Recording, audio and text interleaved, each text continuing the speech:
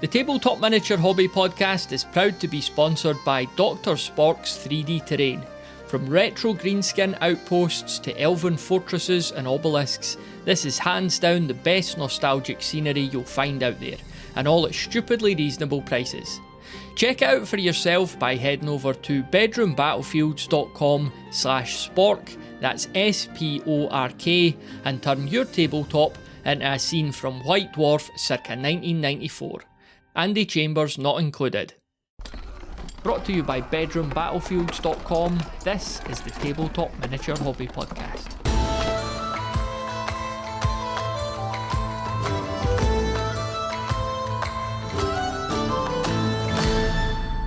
From accessible, down-to-earth terrain tutorials to Space Weirdos battle reports, these are just some of the videos you'll find on the Gergen Gaming YouTube channel.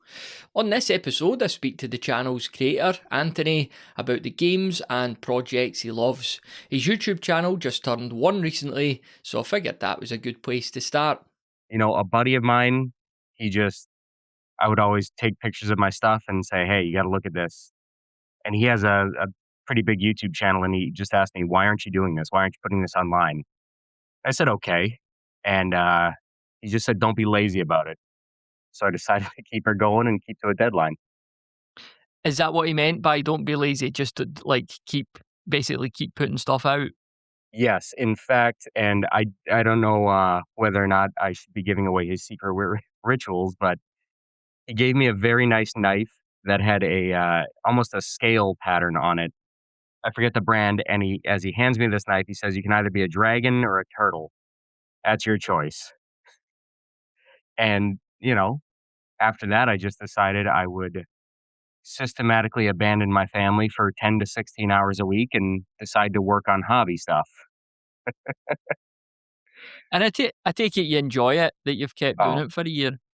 Oh, I've been doing this for a while. And, to anyone who's seen my stuff, you can tell that it's definitely pedestrian. It's novice. It's just making stuff out of trash. But that's the fun part for me. Like I said, I have a family, and my kids love doing this kind of stuff. My wife loves the fact that my kids love doing that kind of stuff, so she can send them downstairs and they can play with me. Yeah, and I think as well, like a channel like yourself, you're using very grounded kind of, I was going to say ingredients as if you're doing cooking, but materials that you're using, that everything seems very accessible. And I think people will be attracted to that because you will get some tutorials out there that are fantastic, especially the end products, but they do maybe ask a bit more in terms of what you have accessible to you at the time. So I think what you're doing, what you're producing is great, but the fact that you're doing it from very freely available materials is a big plus as well. And actually, it's not just the materials that are meant to be accessible, but you're 100% right on that. The other thing I'm trying to really help people reach is a skill level. And by that, I mean, when you see people, one of my big inspirations was Black Magic Craft. I would watch his videos and just be in awe. Like, these could be put in a movie, you know what I mean? And my immediate thought would be, okay, how do I dumb this down for my own personal skill level? Which at the time would be almost nothing. So my thought is, like you said, how can you use cheap and accessible ingredients, but also how can someone who isn't a proper artist, someone who has a couple hours on the weekend to do this kind of thing, how would they do it? What is it about terrain then that attracts you to producing it? Because we see all kinds of approaches in the hobby. Some folks just prefer to buy their terrain. Even some folks will buy like totally pre-painted terrain, whereas other folks want to make it totally from scratch. Why do you fall into this approach? What is it about the creation of terrain that obviously excites you so much? Well, I like a little bit of everything. I do have some terrain that I've bought. I don't really use it, but I don't know. I remember when I first started getting into the hobby, I was messing around with Song of Blades and Heroes, and I had some miniatures that I'd collected, but no terrain to speak of. Didn't have a battle mat, didn't have anywhere to play, and my immediate thought was, what do? I don't want to just use pop cans and books, so where do we go from there? And I think the first thing I ever made was just a cobblestone wall. I think it was based off one of the Terrain Tutors videos, and going back, it's terrible. I still have these walls, but it's just a piece of pink foam that I drew circles into, didn't prime, didn't do anything. So it's the same thing I make now, just uh, smaller, not as good. You talk about Song of Blades and Heroes there. So was that the first game you discovered in the hobby? And when was that? So I've actually never played Song of Blades and Heroes with somebody else. The only time I've played it was on, you know, kind of two handed, just smushing minis together. But when I first started getting into the hobby, it was always board games. It was always board games. Growing up, I still have closet full of board games. I love them all. But I remember as a kid, I saw my cousins playing. I think it was D&D or some sort of miniatures game, and this would have been oof 25 years ago. And I just saw it across the room at my grandparents' house, and I just thought, yeah, that's what I want to do. And I tried to get into D&D a couple of times, but my friend group really wasn't too into it, or, you know, I had no idea what I was doing. I think the first campaign we did, I was using a 3.5 player's handbook and a fourth edition starter's monster manual, just kind of mashing stuff together and making it up on the fly. And then when I actually got into the hobby, like the wargaming hobby, I think it was with um, a little bit of Song of Blades and Heroes, and that's kind of when one page rules was coming out, maybe a little bit before, but it was all kind of around that because I told everyone I know there's no way I'm getting into Warhammer financially. I can't swing that. And have you always stuck by that? You never done any of the Games Workshop stuff? I've never played any of them. I bought some of the minis, but yeah, even as far as their games go, uh, the bigger ones because I have the starter set for Kill Team, but in reality, I just wanted the minis. You know, so the game I've read the rule books many times, and they never really they never really felt intuitive. It wasn't just like, "Oh, I get this now, let's rock and roll," which is kinda my whole ethos. I don't have a lot of time to sit there and study, I just wanna play the game and have some fun. So as you mentioned, you're playing Song of Blades and Heroes solo. What about the other games? Are you playing them against another version of yourself as well? Yeah, a little bit, especially for, like, the channel stuff. Just about every game I've played so far has been just a two-handed game where I'm kinda simulating the battle, and I do have an emotional stake in who wins because 'cause I'll sit there and before I play the game, I know these minis, I know their personality, I have a basic story written around them, and I know who I wanna win, and sometimes that doesn't happen. But just recently, a good friend of mine, from church, he and I played a game of Sword Weirdos. It was my first game, it was his first game, and, we recorded that, and I'll be releasing it tomorrow, so I think at the time of when this drops, it'll be the week beforehand. Hmm. What did you make of the game? It was a good one. It was really fun, and, he's a good buddy, so he brought over some beers, and what should have been an hour and a half long game lasted 5 hours because 'cause we're just chit-chatting, and at one point, my phone died, so that was another hour and a half break, just just chilling, so it was a good time. It was a real good time. What's your approach when it comes to sort of storytelling and narrative on the tabletop? Well, you've been talking about narrative games for a while, and it's something that now that I've what would you say? I'm a little more into the hobby, a little more into the gaming. Um, the narrative style is a lot more I see what you're talking about. Because at first when I heard you guys talking about, "Oh, it's gotta be narrative, I want an actual story behind it," I'm just thinking I wanna get some minis on the table and, you know, smash them together like action figures. But then as we get further in the hobby, my buddies and I, it's just like, "You know what? We wanna remove ourselves just a step away from that smashing action figures together." And it seems like, the longer we play, the slower we're stepping away from just the basic control the points.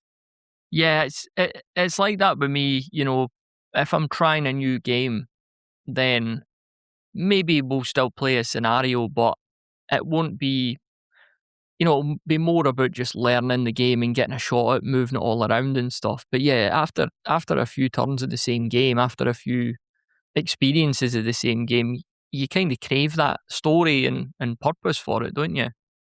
Oh, for sure. And the crazy thing is, it's not that hard to do. I mean, even now, it's the same basic game. It is still, either control the points or save the guy or do the thing.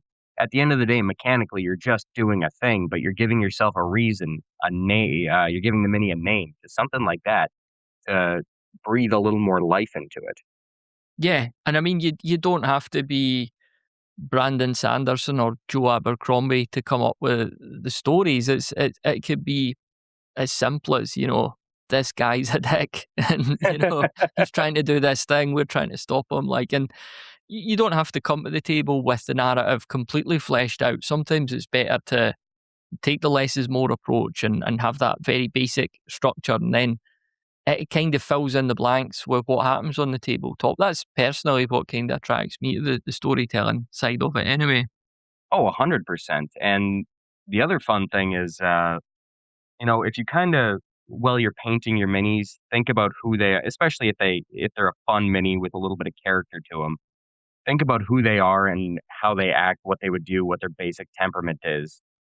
You kind of know how they will play on the table, and their stats can reflect that. And it's just really fun to do that, to get a read on a person. In fact, the report coming out tomorrow, the Sword Weirdos game, it was Vikings versus Orcs, and what we wanted to do was have kind of a I think my force of Orcs was about 10% bigger than his Vikings, and they just have to control a bridge and decide whether or not they're gonna light a beacon calling for help or protect their longhouse with all the, women and children inside. And like I said, at the end of the day, it's just controlling the points, but putting that into context makes it so much more tense. Like, here's what I'm protecting, here's what I'm doing, and here's why this point's important, why that point's important. But as I was writing this, or as I was editing the video, I texted my buddy, like, okay, you have names for all these guys. What are their basic personalities? Just give me a single trait about them so that when I write this script, I can put all of that into context. So what goes into filming a battle report then? What's the process when you compare that to if you were literally just having a game yourself or with a friend and it wasn't getting filmed? So, I'm a terrible cinematographer. Anyone who's watched my videos, like, it's some guerrilla stuff. I'm using probably the cheapest phone you can buy at the store. I've got a little editing software, and I've looked up how to film battle reports before. Like, I've tried to figure this out, and all of them say, okay, start out with a $40,000 camera. You need $10,000 worth of lights and a studio, or they might as well for for my purposes. So I literally have my phone, I have my table, and I have a cheap little tripod. And just every turn, I try and get a shot that will encompass all the action of the miniature taking. If they're a ranged miniature, I'll try to encompass the target that they're going to take. And then I just film the turn from that particular angle. And then with the editing, I basically just edit out all the movement except for maybe a die roll. Um, and it basically boils down to a glorified slideshow. So how many battle reports have you filmed so far on your channel? I want to say I've done 6 of the Space Weirdos, one-page rules, and then this one coming out is gonna be Sword Weirdos. In fact, that one-page rules report was for the, big campaign that we're doing in the Discord. What is it about, just going back to Space Weirdos there, you've done 5 or 6, I think, battle reports on that. You obviously enjoy that game. What is it about it that keeps you coming back to it? Man, um, well, the thing that hooked me in was the art. Like, just seeing that cover, I was in. Like, you got me. You got me on the hook, all you have to do is not screw it up, and they didn't. Um I think the thing about it that got me was just the elegance of the rules. Just, we're gonna do this quick, dirty. You can do it on a 2 by 2 board, and just gonna rock and roll. Like, there's very little that it takes to make a war band. I think you can do it in 10 minutes if you know what you're doing, even less if you're using the app. I like the elegance of the sticks, the fact that we're not measuring for line of sight, we're not doing any of that, and, the RPG dice are just beautiful.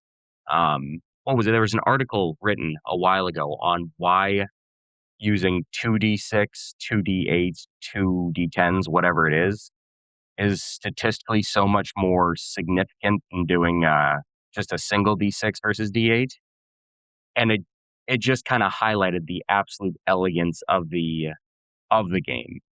So that's probably what attracts me to Space Weirdos. And the fact that it's just a small magazine, like, you can just hand your buddy the book and go, "Here, figure it out." Yeah. How do you find it compares to Sword Weirdos then, which you've been playing too? You know what? I'm a little disappointed to say I really prefer Space Weirdos.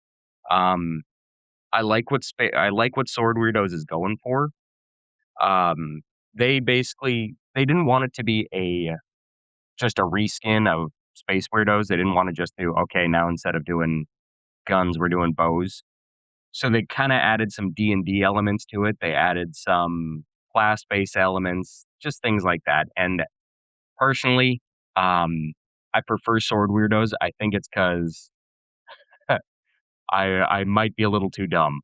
That might just be it. It's a lot to keep track of, Yeah. especially when you're having a few beers and you're just trying to Yeah. get the game. What about, well, let's talk about Gaslands, for a second. What attracts you to Gaslands? Probably the fact that I mean, we're using Hot Wheel cars. Hot Wheels are the perfect toy because I have 2 sons and a daughter, and, for a couple of almost a year, maybe even more, every time I went to the store, which I don't go too much, my wife usually does most of the shopping, but every time I went to the store, I'd pick my son up a Hot Wheels, and then when my other 2nd son was born, I'd pick up 2, and after a while, my wife had to grab me by the shirt collar and go, "This needs to stop."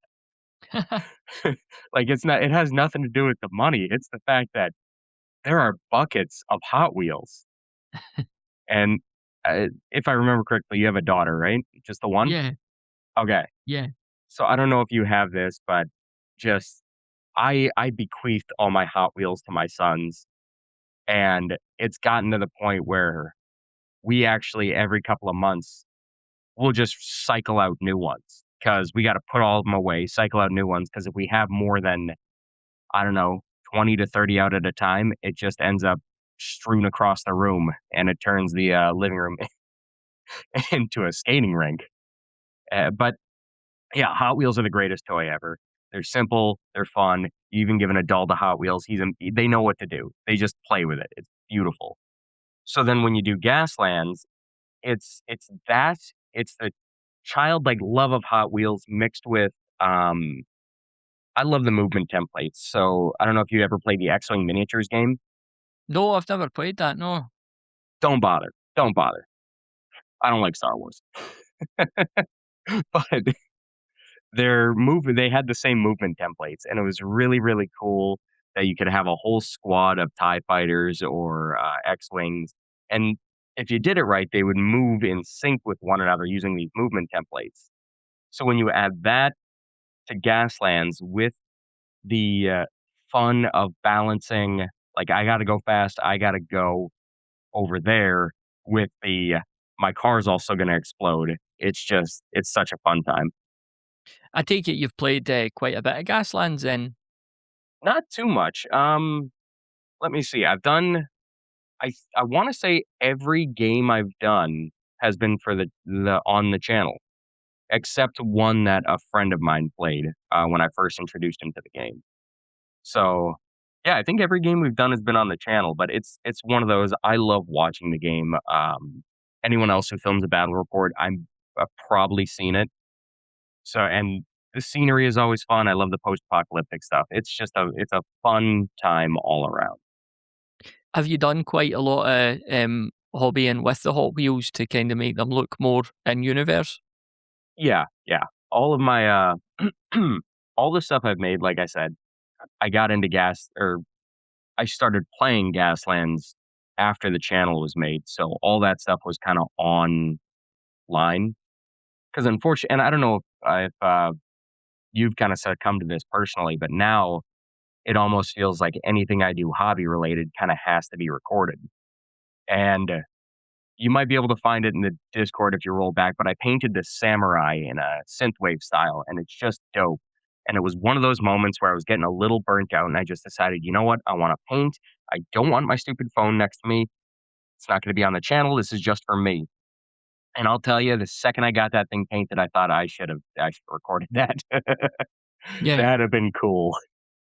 Yeah, and on hindsight, it's easy to think that, but it could, on the flip side, be that it was that well painted because you were able to switch off the part of your brain that had one eye on the recording and just focus totally on the painting. So there's always that angle too, isn't there? 100%.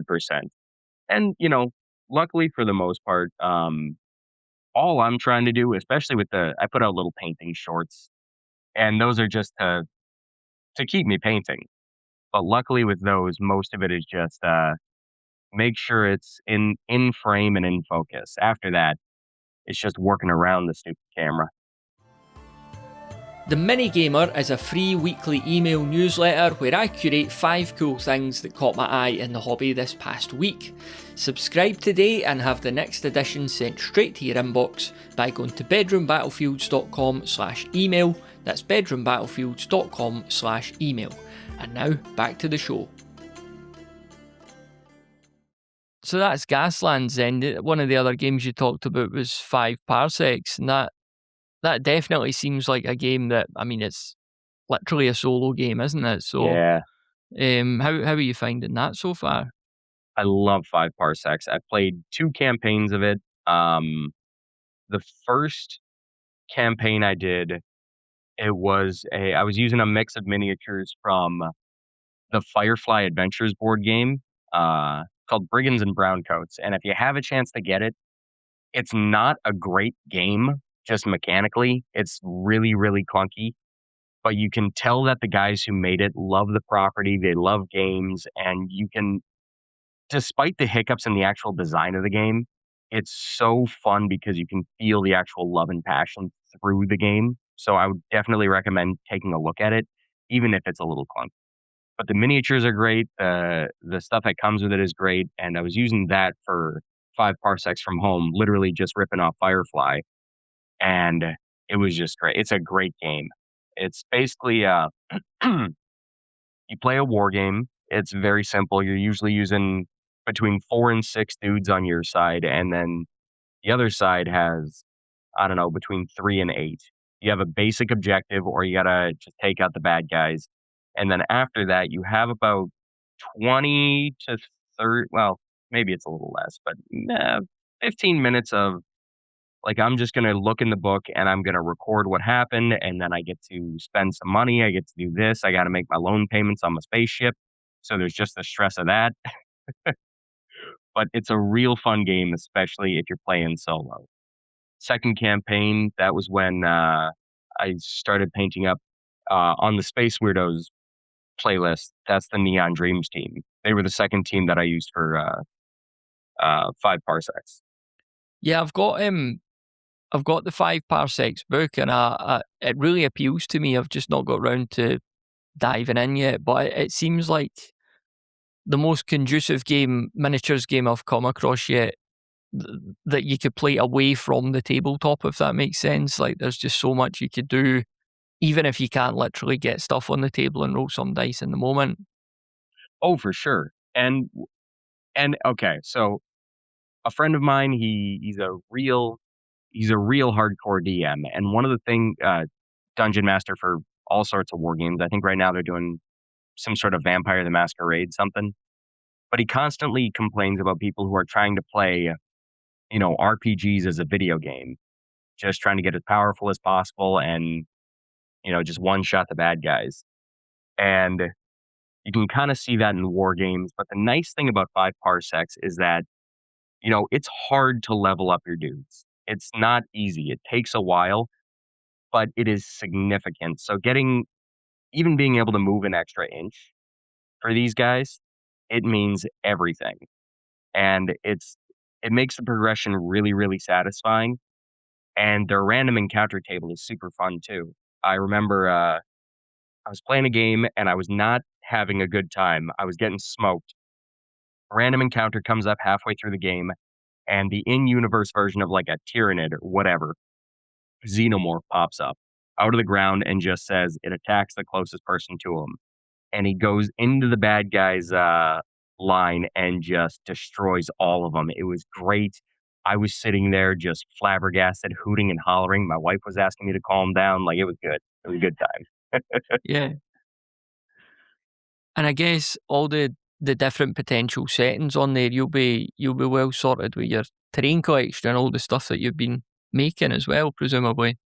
Oh man. Well, that's the weird thing because every time I set up a game, I almost feel like I don't have anything. You know, it's the same thing of or the same trope of I got 900 channels, nothing to watch. I have a fridge full of food and nothing to eat. And now I'm setting up a table and I have no terrain. Obviously I do, but it's just I don't want that terrain. That's old terrain. Or I don't want to just set up the same board that I've had 100 times. So it's definitely hard to do that when you've got the need for novelty. Are you ever building terrain out with the videos that you put on YouTube? Nah, unfortunately, like I said, most of my hobby stuff goes on the channel, primarily because I mean each 5 minute video, and this is definitely my fault, but each 5 minute video takes between 10 and 16 hours to produce. Cause I want to say the filming takes anywhere between 2 and 4 hours. Editing takes about twice as long. And then writing the script is that's always a process because it's the last thing I do. And every time I'm just sitting there, usually the night before it's going out, just trying to summon up some creativity and some funny, which if you've ever tried to be funny, tried to summon it up, it doesn't work.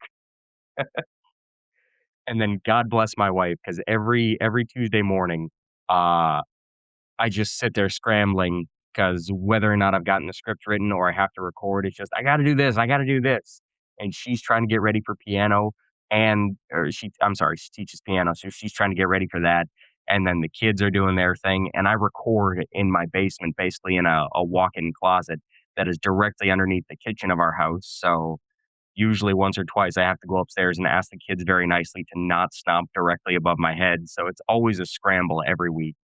So my wife is definitely an angel for putting up with it.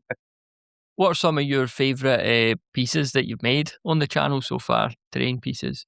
Oh man. I will okay. I'm ashamed to admit this, but I am a chronic navel gazer. So I do go back and I'll watch my own videos. I really will.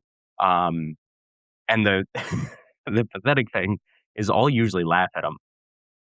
Every time I'm watching them, I'm sitting there like, yeah, this guy's pretty funny. He gets me.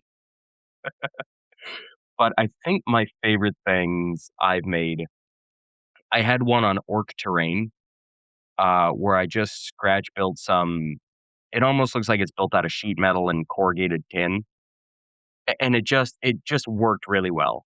Um, yeah, I don't know, it's probably one of the best things I've ever made. The sci-fi houses were fun, and I'm trying to think of my favorites because oh, the Skull Mountain was awesome. So, it's obviously, you know, it's hard when you're making this stuff because it all tends to bleed into one another, especially when it comes to materials. So, for example, I've done rock formations 3 or 4 times, whether it be out of pink insulation foam, your extruded polystyrene that you get in an Amazon box, and I did one out of, expanding foam that comes in a can, so it's like a filler. So I just emptied the can on a piece of cardboard. I did it in 2 they almost look like loaves of like really gross loaves of bread, and cut them up in your normal style, and then I had a Halloween skull, just this, you know, about the size of a baseball, cut that up and mushed it in there and glued it, covered the whole thing with, like, spackler wall filler, and it looked great. It was real fun. But after the video came out, my sister, who she's not into war games, but she's definitely got a, what would you call it? Macabre sense of design. It's mildly morbid. But she texted me and said, "Hey, can this be made on a larger scale?" And I said, "Yeah, just do what I did, but bigger." She said, "Okay." And about a week and a half later, she texts me saying it took $300, but it worked out. And she had this arch for her door, like, for Halloween. And it was made out of foam, had the same basic rock texture, but she's got spiders and chains and skeleton hands all bought from the dollar store in the Halloween section just above her door. Yeah. Yeah. And I told her, "You should have talked to me beforehand because I probably could have saved you 250 bucks with some different materials." Yeah. I don't know if you've experienced this, but, you know, every time I make something, I'm already prejudging it, especially if it's a video. "Oh, this is not very good. It's not gonna do well." And then it blows up comparatively to my other stuff.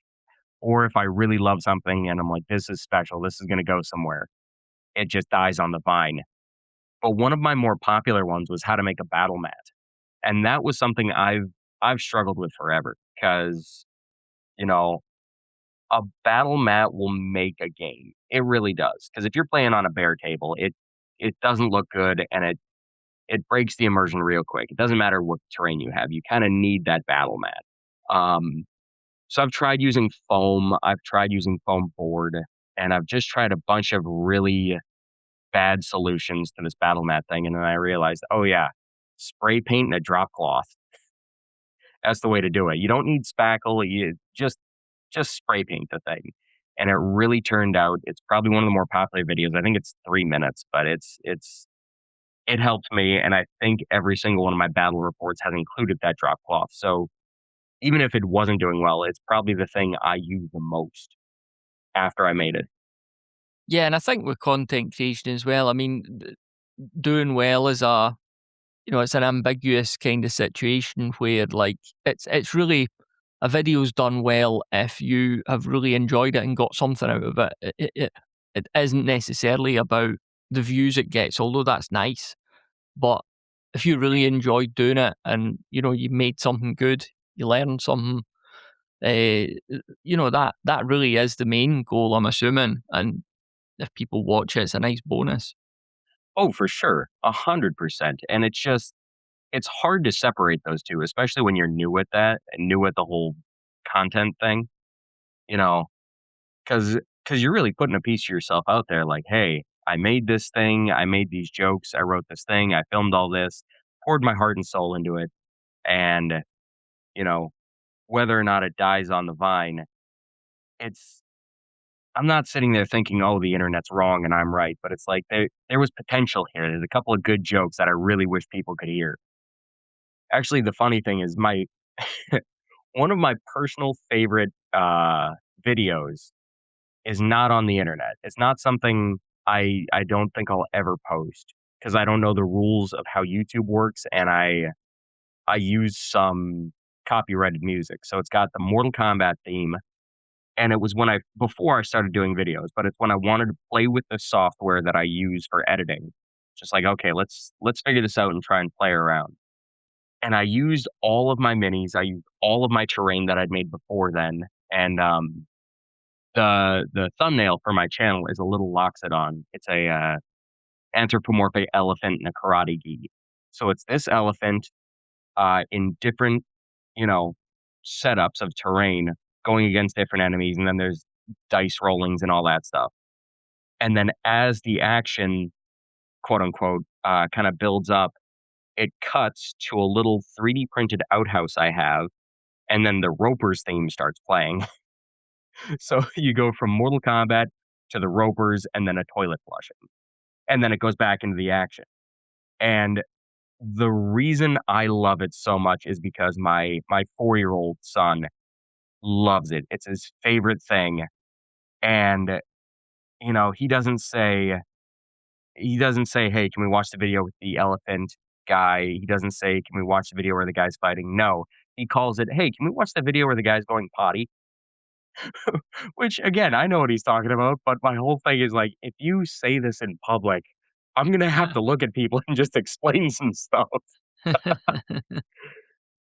So what's like? It's been really good to learn more about what you're up to. Just interested as we come to the end of our conversation about what's next on the channel. Like, any particular projects that you're got in the pipeline or even started working on? Well, unfortunately, just with how busy I am, I'm able to do like whatever you see put out is usually what I did that week.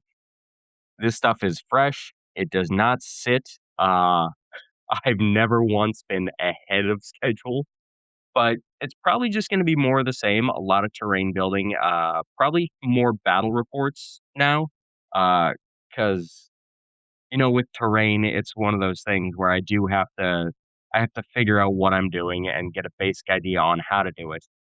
Amass the materials, which just means rifling through the garbage, but it's still a process. So most of the stuff that's coming down the pipe is going to be more terrain, more battle reports, hopefully a little more one-page rules, and then, um, and again, this is dependent on how things go, but we'll see if I'm trying to find small companies that do small, cheap supplies that people don't know about, and just get in contact with them because it does suck that a lot of this has a real monetary barrier to entry, and I would like to find the cracks in that barrier so that, you know, anyone who wants to do this that doesn't really have the extra cash can just make their own stuff, play their own games, and do their own thing without having to use books and pop cans. Well, big thanks for the chat, Anthony. Where can the listener go to find your channel? The channel's just Gergen Gaming. That's Gergen Gaming. It's the channel's got a little picture of an elephant wearing a karate gi. Thanks very much for listening to this episode of the Tabletop Miniature Hobby Podcast. If you enjoy the show, then please do share it with someone else you think might enjoy it too. And be sure to check out our Discord community of like-minded hobbyists, which you could find at bedroombattlefields.com/Discord. It'd be great to see you in there.